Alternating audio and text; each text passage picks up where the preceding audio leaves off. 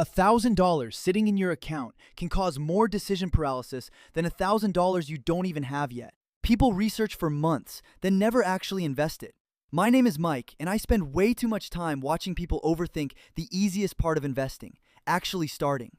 Here's what usually happens. You open 5 tabs comparing brokers. You read about index funds, then individual stocks, then some strategy you saw once and can't stop thinking about. Weeks go by. The money just sits there, earning almost nothing, while you wait to feel certain. Here's the truth. You are never going to feel fully certain. Nobody does, not even people who've been investing for decades. So here's what actually matters for your first $1,000. Open one account, a Roth IRA if you qualify, or a basic taxable brokerage if you don't. Put the money into one broad, low-cost index fund that tracks the overall market. That's it. You don't need 5 funds. You don't need to pick winning stocks. You need to start.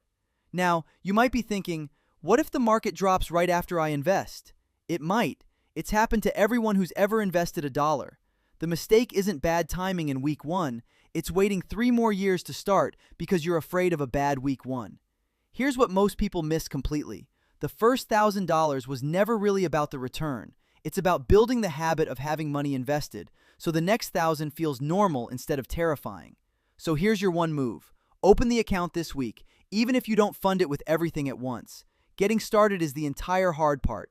This content is for educational purposes only and isn't personalized financial advice, so consider your own situation before investing.